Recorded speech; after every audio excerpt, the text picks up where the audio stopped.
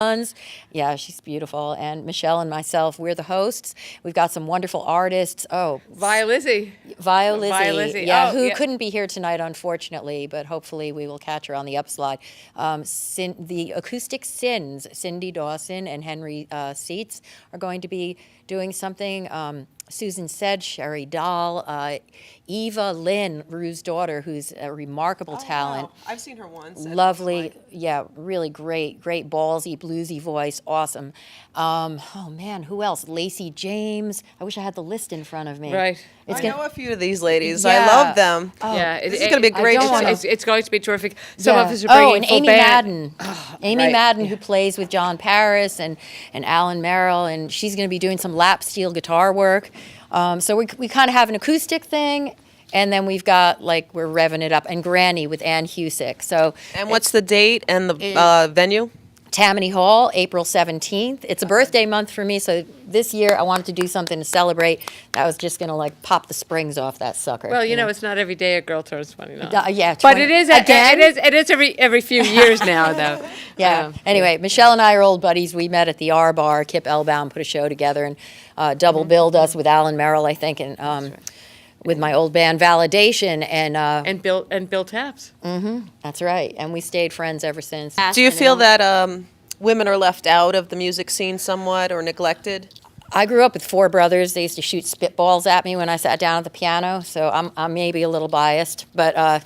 Yeah, I was always told to shut up. From the day I was born, I was told to shut up. Oh, but same here. I I just only got have one louder. brother, and they'd put like a towel under the door, and so they couldn't hear me, right? Sorry, Jeff, but it is the truth. So you both been playing since you were children? Yeah. Yeah, I mean, I had a long break. I had almost a 25-year break, and I'm just back in. What But, yeah. brought you back in? It was actually the death of a colleague, and I played this event, and then I took another 8 years, and I just came back, and it's a blessing, and I'm so grateful. I'm grateful to Val, because Val kind of pulled me into it.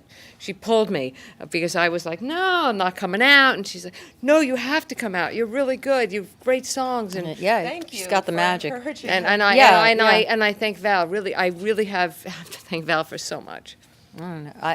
Hey, we're here. It's great. Women No, Who Rock. I gravitated to you. It's in sync. And we became really good friends. Yeah. So how many instruments do you each play? I'll start with you, Val. Piano is my first instrument. I started when I was 5. I really wanted to bring my piano this evening, but it was one of those days, and so I had to heavy, simplify. very heavy. And Yeah. she's great, and she's great at it. Yeah, when I write on the piano, it's a whole different mood. I write a lot of torturous tunes for the traumatically inclined, if you will. A lot of ballads, a lot of Meatloaf meets Janis, if you will. Nice. I have a new song called "Take Me Back," and it's just, I like to rip my soul out when I sit down at the piano. It's just something about it. It's a different kind of style of writing on the piano. But anyway, we with this rock and roll women event, it's not to dismiss or dispute the validity of all the guys who support us, because I've got a great band, a really excellent kick-ass band with some wonderful players, and I'm so grateful. And you need that grit. I think the best bands are a mixture of men and women working together and coordinating their efforts, because we have different energy, Right. impact. What motivates each one of you to make music? I could start with you this time, Michelle. Every day motivates me. Every day I hear songs, and every day and every opportunity it motivates me, actually. Okay. Basically, You I had the obstacles of your brother, and Well, I gave it up for 20 years, and so just to be able to come out and people say, "Hey, come out! Will you come out and play?" It's like, really, you really want to hear it, and that's, and then saying, "Gee, I haven't written a song in X amount of years," and then to come out with something like "The Further You Get" or "Lonesome Road," and say, "Wow!" So that's what keeps me going forward. Nice. And how about for you, Val? What motivates you to make music? Conflict, anything in conflict, it inspires me. I'm always reciting poetry into my phone or singing a line here and there, and I think it's great. It's kind of like therapy for me to keep writing through life as opposed to blocking the process. Okay. What place do you think that music has in culture and society? Do you think it's like just entertainment or like political, social change, or just like to blow off steam, just fun? Oh my gosh, it's the heart. There's heart. I mean, it's not a coincidence, and it's really what fuels the world. You know, you could have we all have the financials, and we all have the Wall Street and stuff, but you know, you must have art. Right. You must have art. What do you think? I'm inspired, like, I think from a young age.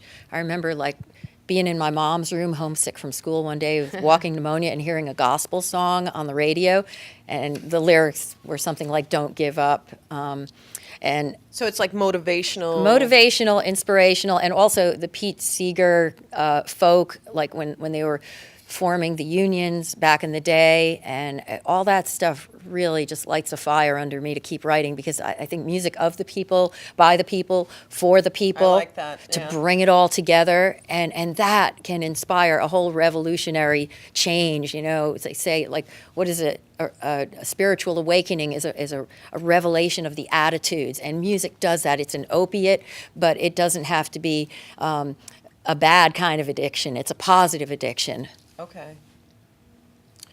My friend told me I should ask everybody this because the title of the show is Deprogramming Hour, and you kind of understand where that comes from, deprogramming, right? So what would you deprogram if you could deprogram, like change people's minds, you know, because you think that they're brainwashed? What would you change their minds about?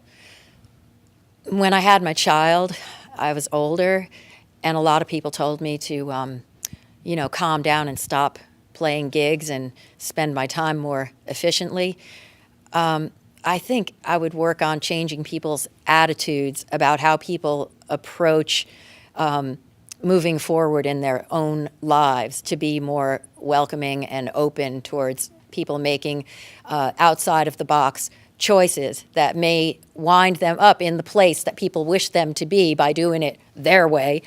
But just a little more open-mindedness, especially with women who have children, who are mothers, who are working, who get all stressed out and crazy, that kind of judgmental, you should cut your hair when you reach a certain age kind of Right, crap, yeah.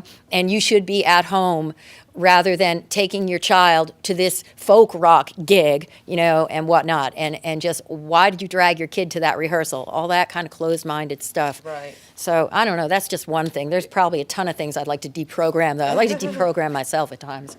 But I just wanted to add that we'll both be playing with our full bands at the Women's Right to Rock. Yes. And so we And you have male. absolutely, absolutely. We definitely do, and we play with our individual bands, and it's pretty amazing. So yeah, it's not about that, but we happen to have a very strong component of women on the Lower East Side right now. Yeah. Who have so much to offer that it's actually pretty remarkable, wouldn't you say? Yeah, there's a lot of young talent that's very outspoken and edgy, and it's refreshing, I have to say.